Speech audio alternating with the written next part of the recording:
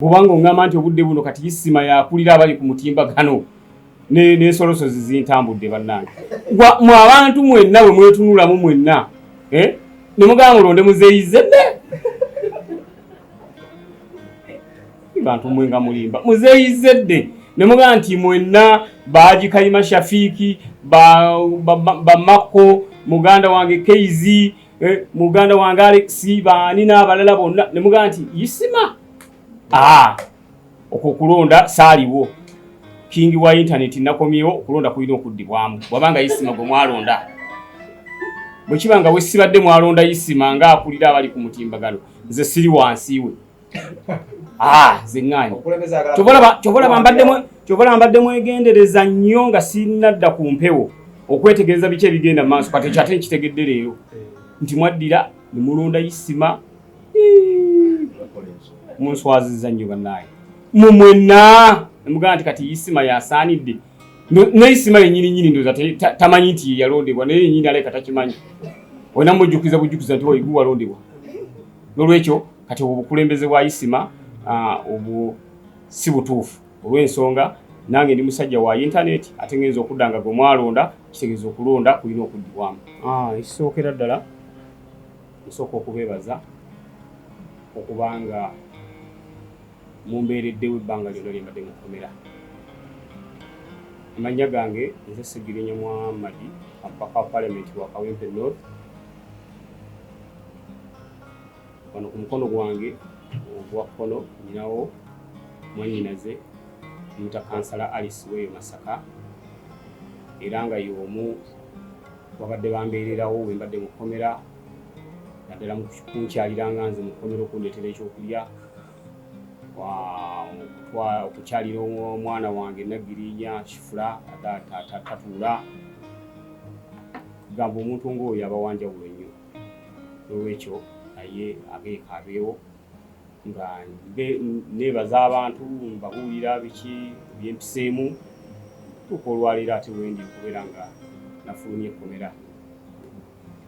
komera nakwatibwa nga simanyi lwaki bankutte naye ate nze omu ku babaka ba Parliament abaali beesunze ennyo Parliament kubanga Parliament eyo nagendangawo nga buli lwengendawo nvaawo nambiro speed miliyoni kusibaawo najjeeke ebokisa zange ezayulikirawo ku mulyango gwa Parliament sinze na kuzibala pitirivu essaati zange ze baayulizaawo ku Parliament empale emisipi gye baakutulaawo ng'okundabako obulabi ebajjeeke naye Katonda najja n'akindeetera nanga nti Ssegirinya kyekiseera jjeeke zikome kyekiseera bokisa zo ze badde bayuza zirekerwawo kyekiseera emifaliso gyo gye badde batwala ng'ozaawo okwekalakaasa bikome nga ogenda kwejjiranga ku Parliament oteeseza abantu bo naye saafunamu yadde essanyu ze bankwata sindaba nakuteesaayo yadde olunaku kubanga nali njagala mbalage omubaka wa Parliament abeera atya nti fulo wano ensonga n'ozijjayo ate ne mu constituency nayo ensonga n'ozijjayo naye omukisa ogwo Mukama Katonda teyagumpa n'empaayirizibwa era n'enkwatibwa n'ensibibwa ku bwereere. Nebaza Katonda nti ndi bweru kati ne muganda ngala n'essewanyana ate era n'ennyongera okusaba ne baganda baffe abaakwatibwa era ng'ensonga z'ebyobufuzi nabo bateebwe bafulume kubanga nabo tebalina musango balinga nze bwe mbadde nga ndi mukomera naye bwe mbadde mukomera tuyise mu bintu bingi nnyo. Ekkomera kyekifo ekiddirira okufa. Oli wakubuuza ekiddirira okufa olina mugamba komera kubanga kyenjagala okubategeeza tubadde tubeereyo n'alani nga woodi gye tulimu erimu n'abantu abalala naye ekiku kiri mu kkomera n'enkukunyi baganda bange ekiku n'enkukunyi biri mu kkomera baganda bange era ekigo ekimu ku kyengendo sooka okukola ndowooza okubatwalira eddagala ly'ebiku n'enkukunyi nze nasooka n'endowooza olunaku olwasooka nti lw'ebiku baleeta bireete omanyi ebikubiri ziri genetically modified bed bugs nti ebiku ebyembala ebiku kyomanyi nti kiku kinene noga nti ekiku kino sofa kibadde kinuna bana ababaddewo obanza zze so kyenjagala okubategeeza nti tubadde mu mbeera enzibu ebirala ebyetaago osi nyinza omwebaza osi nayimuli abadde agezaako bikwasaganya naye ebimu bitubadde tuyitamu mu kkomera tebibadde byakusaaga nga okwebaka ssaawa 9 kati buno obudde mulina okuba nga mwayingidde dda nga n'okwebaka mwebase nga n'okwogera teryayogera ero libayite ekkomera likujjako okutegeera ekkomera omugenyi bw'akyalo omulabira mu katimba wali bwe tubadde ekkomera likujjako omuntu ono gw'obadde onyumya naye nga tokyasobola kunyumya naye kwegamba embeera tebadde nnyangu era mbadde ndaba bannaffe nga basaaga binasaaga nga bajja banyirira oba babasibira mu zikeefu sinagamba naye abantu bano omuntu ayogera statement eyo nga singa akkiriza n'ayingira ekkomera netuba nga tumutwalira KFC buli lunaku naye ng'ali mu kkomera n'ategeera kibayita ekkomera so kubonaabona kubadde kw'amaanyi naye twebaza balooya baffe twebaza abalamuzi okwemayimira ku magulu gaabwe abiri ne bagaa nti nedda sajja bannafurize ennaafu abafulume naye Ssegirinya ngenza okufuluma nga buli kimu kye natandika kyonna tewali kiriwo buli kye natandika kyonna nga kiweddewo ddwaliro lyasaanawo Segibox yasaanawo nayina abaana be nali nnyamba ekayunga mwalabanga be nayambanga ne ngenda ne mbaterawo zi Segibox ne mbajjanjaba ne nkola kyabamu abaali abalwadde abalina kansa jukira bwe nalemererwanga mu ddwaliro lyange eno ate nga mbongera eri mu Cancer Institute kati bwe nayingira ekkomera nga omulwadde wa kansa takyalina access eri ku Cancer Institute kubanga nze yabatwalangayo ate nga ndi musibe abamu ekimu ekisinze okunduma sanze baafa kitalo nnyo kitalo ddala ekintu ekyo kimpisiza bubi omuntu gwe nateekako ettaffaali lyange omuntu gwe nakwata ku musaala gwange ne nnyamba awone ajjanjabwe okusanga nga yafa era ezimu ku nteekateeka ze tugenda otandikirako engeri gye nvudde ku kitebe olwaleero okulabanga ngenda nambula famire z'abo abantu ate nteekeko ekimuli ku bantu abo naddala be nali nnyamba bensanze baafa nsanze abantu abaafa bawera 6 nga baafa naye nga baali mu buyambi bwange saba emyoyo gyabwe Omukama Katonda agiramuze kisa kubanga ekigendererwa kyange kyali kyakulanga abantu abo bwe bali era mujjukire abamawulire naddala ba entertainment nabayitanga nti kati ngenda ngenda kuyamba ono naye kyannaku ti abamu sibasanze naye abamu mbasanze we bali ng'obwana bwe najja ekikubampanga nabusanga bwafiirwa maama bwafiirwa taata nga babusuula hoteri Ayamba bwonsanze bukyali bulamu Katonda nkimwebaliza naye ekyenjagala obategeeza ti enteekateeka yaffe ey'okulanga tuyamba omuntu anyigirizibwa tegenda kukoma kubanga ekyo Katonda kyeyanzaala nakyo kubanga abalonzi naddala kambazeeyo katono ku kitebe wali ekamwokya bwe baali bampa kaadi emu kuzaaweebwa abantu nga baziweereddwa bantu lwa bunaku nti bayambe abanaku ti kaadi eweereddwa abantu batalina mwasirizi yali kaadi yange era kaadi yange yali etunuuliddwa nnyo bwe nafuna kaadi eyo maama abonaabona Masaka n'asanyuka maama atalina kapito Embaale n'asanyuka atalina kapito Jjinja n'asanyuka atalina kyakulya nga bamugobye mu nnyumba n'asanyuka abeekawempe kugamba nze nali nfuuse MP nga waggwanga lyonna kyovula abantu baali batuuse okugamba nti nedda Ssegirinya neno jangu otukiikirire nga abantu bampita era we bansibira nali nyina ebbaluwa nali nyina abantu abansaba mbakiikirire ebbaluwa nali mpezezza 2 nga bagamba jangu eno kawempesa okasayi ewedde kati jangu eno ewaffe ng'abantu baagala buli constituency ngene gikiikirire kisanja kimu naddala constituencies ezitaliimu bannuupu wa constituencies zirimu abannuupu bo bagezezzaako okukola naye constituencies ezitaliimu bannuupu abantu babadde naleka amalubaluwa nga gajjudde bwe gati ne bankwata ne banzigalira ne mbeera mu kkomera ku bwereere naye nebaza Katonda tinayimbuddwa era ndi bweru tugenda kuddamu tukola enteekateeka yaffe ey'okuyamba abantu ebisinza gizikiza tugenda kuddamu tutambuze emirimu gya constituency bamaama eddwaliro eryo kati lyekyayinako obuzibu kubanga ddwaliro lyaggalwa nsaba Katonda wanaabayo omuzira kiseeyo agamba nti eddwaliro liddewo simuyinaako mutawaana naye sofa eddwaliro bwe twaliggala n'ebintu bitubigaba n'eddwaliro lyali liyamba abantu nga omuntu wajja okuzaala kufuna ebyenda ng'azadde kiro 3 tumuwa obugoye bw'omwana atumuwa mama kiiti ate ntumuwa ne kapito kati abantu nga mu Kawempe tebakyajjamu na mbuto ye bwafuna olubuto eba kapito era nkubirirawo nga Ssegirinya nafunye olubuto kakati nga okujjamu olubuto nga nkukendezeza nali nkukendezeza mu Kawempe nga nkukendezeza naye abalala abantu abamanyi enkola yange ng'oli bwajja n'olubuto amanye bwafuna olubuto amanye afunye kapito ngera abantu embuto tebakyazijjamu kuba muntu oyo gojjeemu tomanyi ky'anaabeera ayinza okuba yagenda okuba Ssegirinya ow'enkya ayinza okuba yagenda okuba Kyagulanyi ow'enkya ayinza okuba yagenda okuba omukulembeze ow'enkya ow'amaanyi so nga enkola eya abortion nga yo ngigobedde ddala olinga bw'afuna olubuto alaba ebintu bibiri alaba okufuna ezzadde ate n'alaba n'okufuna kapito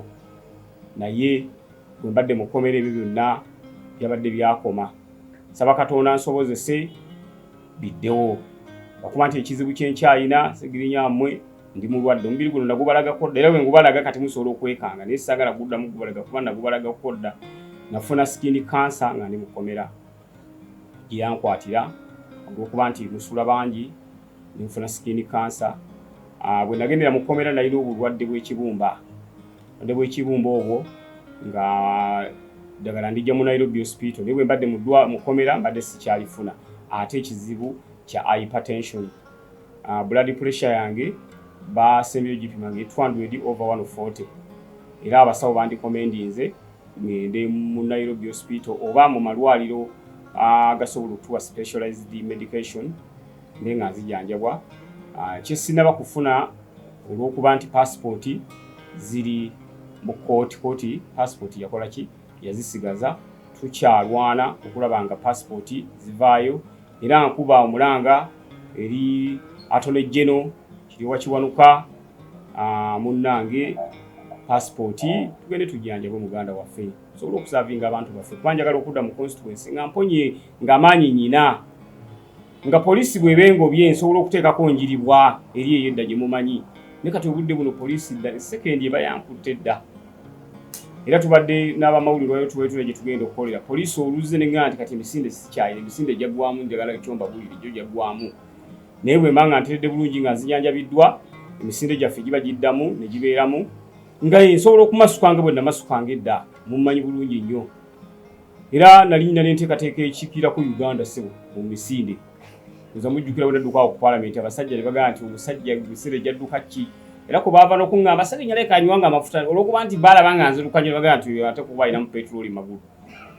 olw'okuba baalaba nga mbalese kyovula bwe baali batandikidde n'ebibooziboozi ebyo ne bagamba nti omuntu waba akulese kkiriza ne kati obudde buno siri physically fit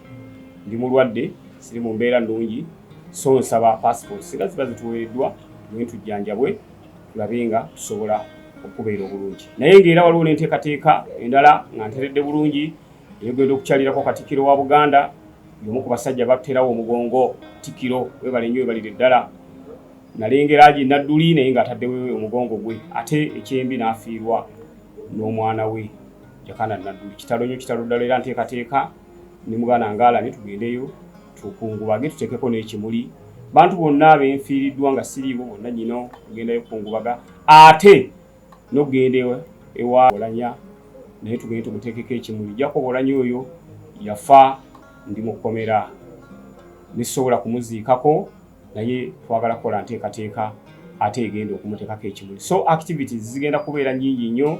abamawulire mugenda kubeera bize nnyo naye ebyo tugenda bikola nga tumaze okusemerayizinga obulungi kubanga kati embeera gye tulimu si ya mulembe. Honorable, ogenda kukomawo n'enkolaganayo baawa otusumuka nnyo ku mutimbagano enteekateeka eyo oyimiridde otya kubanga katikati omutimbagano gwatabuka omutimbagano ebbanga lye mmaze nga ndi mukomera mbadde simanyi nti omutimbagano gwakyuka naye bwe nakomyewo nenzira ku online nenzira ku Facebook TikTok nze saagirikaawo nasanzewo ne TikTok ningaba naye ebintu byonna nga ndaba bipya ninga omuntu yakava mu kyalo nze nali nve mu kyalo okujja Kampala najjira ku loli y'amatooke nina kati era bwe nabadde nga ninga omusajja yakayimbira Kampala buli kimu nga kipya buli omu ndaba Mr. Update. Abantu benna kyazanga ku Mr. Update page kati nagenza okwetegereza nga ate bwe balina no kyazanze ninga ntandikira wachobola mbadde mu mbuuza omusajja mukyangadda tanyiganga yadde ekigambo ninga enkoko evudde mu kyalo enkoko bweva mu kyalo ngeze Kampala esooka kwetegereza nega nti masannyalaze wabudde bukedde nga tennako okolima esooka neyekkaanya yinza okwokolimira ku masannyalaze ngerooza budde bwe bukedde kakati bwendi nga nkyetegereza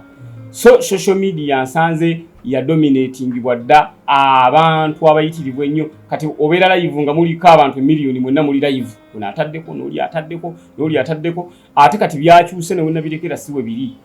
nagenza okulaba bulino bwayomba ne munne kati mu kkubo nga basinkaganye eyo nga batambula ajja live kwamuvumira kuno kubakatiriza oli bwagenda n'agula emmere n'etamuwomera nga ajja live oli bwagenda kugamba live tezikyalinga luli ate bwe zaalinga kubanga luli abantu balinga bangi nnyo nga batono sigamba nti bannaffe sibaagaliza kujja naye nkyetegereza kuba kati linnya baaliwambye erya Mr. Update kati noonya ddala era ndi ku muyigo gwa linnya ddala okulaba nga nange nziramu ntambule n'ekintu nga bwe kyatambulanga ogenda teekawo linnya kubanga Isma Olaxess omwaka ye mukulembeze w'abali ku mitimbagano ogenda kujja na linnya kati lira bw'obanga ongamba nti obudde buno kati Isma yakulira abali ku mutimbagano n'ensolosozi zintambudde bannange mu abantu mwenna bwe mwetunulamu mwenna ne mugamba mulonde muzeeyizedde bantu mwe nga mulimba muzeeyizedde ne mugamba nti mwenna Baagikayima Shafiiki Bamako muganda wange Keizi muganda wange Alex baani n'abalala bonna ne mugamba nti Isma okwo kulonda saaliwo kingi wa internet nakomyewo kulonda kulina okuddibwamu wabanga Isma gwe mwalonda bwe kibanga we sibadde mwalonda Isma nga akulira abali ku mutimbagano nze siri wansiwe ze ŋŋaanyi kyobola mbadde mwegendereza nnyo nga sinadda ku mpewo okwetegereza biki ebigenda mu maaso kati kyate nkitegedde leero nti mwaddira ne mulonda Isma munswazizza nnyo bannaaye mumwenna mugamba nti kati Isma yasaanidde ne Isma yennyini ndoza tamanyi nti yalondebwa naye yennyini aleka takimanyi olina mujjukiza nti wayigu walondebwa n'olwekyo kati obukulembeze bwa Isma obu si butuufu olw'ensonga nange ndi musajja wa internet ate ngenza okuddanga gwe mwalonda kitegeeza okulonda kulina okuddibwamu siyinza kutunuzaako yali obubaka Katolo Lwama yasanyuka nnyo nga osumuluddwa naye ebigambo byayogerako manyi yali mu ttiimu Kawumbi agamba mbu mwali mukuse Kato engeri gye mbadde nti ndi mukomera mbadde sigoberera nnyo bintu bye kubanga mukomera tubaye tulaba TV nga tulaba mawulire naye kyenjagala okubuuza okukkuta kutya kwo yali ayogerako bukufu kakati nze Ssegirinya ndi mubaka wa Parliament ekirala nabagamba nti essente zigenda okumpebwa ku mmotoka ngenda zizza abantu kati ani oyo eyampa ng'oggyeko ssente ezimpeebwa ne babaka bannange ne bakulembeze bannange abalala n'olwekyo Kato aleka naye yali anoonya likes ngala abasajja bali mu Ssegirinya ali mukobera naye kanonyeyo ku likes waliwo kati enkola ey'okunoonya likes ate kati yeeyongedde nnyo bwe nakumyewo nagisanze nnyo ti omuntu ayogera ekintu nga sina kituufu naye ng'agamba at least niwe banaazuulira nti si kituufu senga manyi okufunayo ku likes n'olwekyo sina muntu nze yali ampadde ssente obusente obwange obw'ekinaku bwe nakwatanga ne nteeka mbantu olwekyo tewaliiwo yampa yadde 10 Katala ekali anoonya likes kati gwakomyewo ku mulembe gwa TikTok nga yajjadde onaagisobola internet onaddamu n'ogisobola ogivuganya Ssegirinya TikTok ngenda gigendako tandika n'ennaku ezo ezijja mu maaso abe nga ngijoyininga naye nkyasoma ogiyingira otya otandika otya bye Facebook mbimanyi kuba nze neteekako naye kati si TikTok simanyi n'oyingira otya Kayima ngambye tiyajja kunjigiriza TikTok naye ngenda gijoyininga njibeereko naye kati nkyasoma abantu namba nsanze nnene nnyo kati nkyasoma nyingirira wa ku left ku ddyo ku kono wa nkyasoma bagende nga nkoko eyavudde mu kyalo internet nsanze bagidominatinga be nalekako sibe nsanzeeko nsanze kati ekintu ate kyabimba dda kintu kirala nnyo n'olwekyo kintu ekipya ng'okiyingira oba ekintu kyonna nga tobaddeewo olina okuba mu kwegendereza oba olina okusooka ne weetegereza n'olwekyo internet yagisigala update ya parliament tewakolayo wadde n'emu n'osibwa tokolanga na maiden speech otandikira wairo ddayo mu parliament parliament budde bwonna ngenda kuddayo engeri gye tulabiseeko kitebe kati gundi yaffe eddako yakulabikako ku parliament era kola ku parliament ngenda okukola maiden speech yange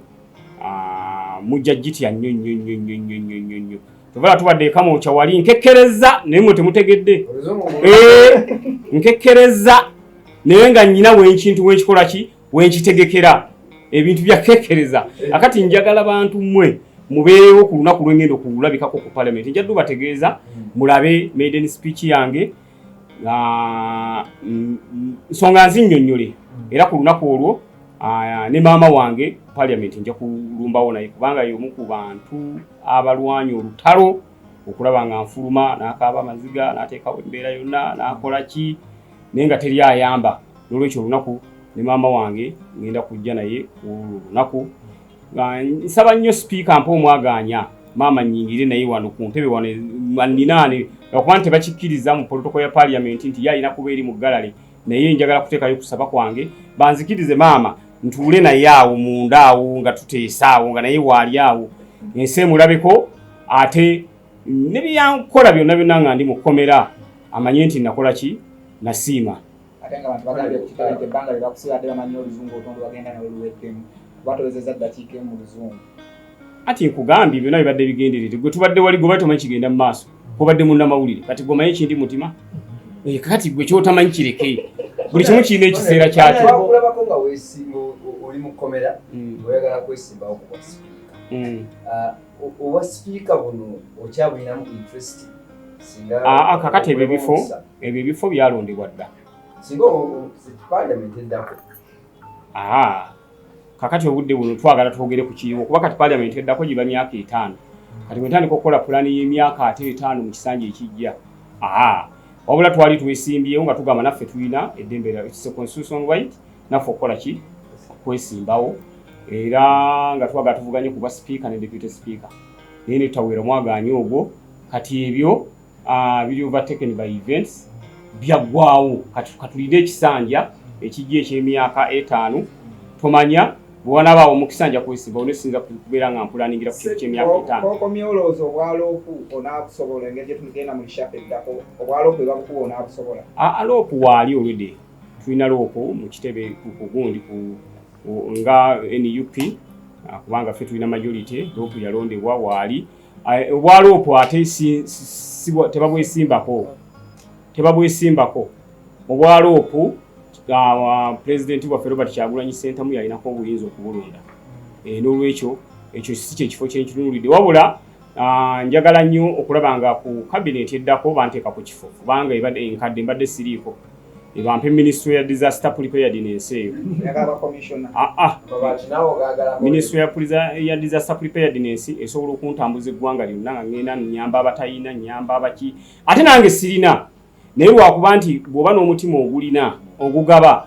n'akatono k'olina osobola okukagabanako ne banno kubanga oyinza okugaa nti Ssegirinya okugaba ye yajjudde ye abantu be bonna bali bulungi nedda n'abanga abamu mulimu abatali bulungi naye waliwo ogwolengera n'ogaa nti ate ono ali bubi nnyo okusinga omuntu wange oba okunsinga n'ogaa akatono kennyina kankasheyalingeko naye era kyekimu kukingatta n'ono kansala wange naye abikola nnyo mu Masaka eyo n'agaba n'akola ki katono k'ayina okugaba tekitegeeza kubanga oyina guba mutima waliwo abasajja abagagga nga tagaba ate n'osanga omwavu ng'ataagaba n'olwekyo Ministry ya Disaster Preparedness nsaba ekibiina kyaffe kindowoozeeko buli shafo eneebezeeko mu kukwata Ssegirinya tebaamukosa kubanga ogaye ne maama ekako yagala okujjako ne mu parliament omukyala yali ye Ssegirinya ali bulungi sikitegedde kibuze ali okay asajja tebaamukoona akyasobola okukola basajja mwe bannange ekyo kindemerera. Nedda sewo. Ekyo kindemerera. Kuba ebbanga ly'omwaka gw'omaze. Kakati ekiriwo waliwo ebintu kati bye sikyalowoozaako.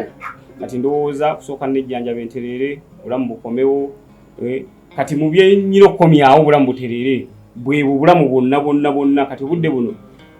sinaba kulowooza nnyo ku ebyo. Naye bamukoona. Tonalowooza kuza ku Nnaggirira. Tebankozesaako wantu bonna. Ennaku enkulu mwakolanga mutya bikomerere? Kati mu nnaku enkulu kyetwakolanga nze ne Honorable Alan twefumbiranga. Nga twefumbira.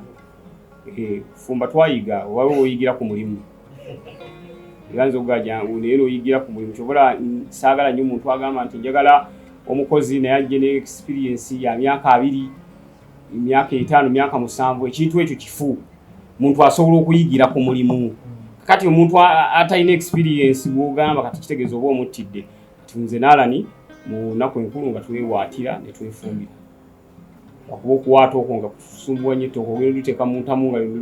nakasigaddeko nakatono bulisazeesaze kuba twagenda tetumanyi. Naye ebbanga lye twamalayo n'ennaku ze twamala nga ennaku enkulu zitusanga eyo ate ne tubeera nga ate tuli bakugu nnyo mu kuwaata. Olwekyo nga tugaba n'emirimu wala ne fumba emmere nze ne nfumba enva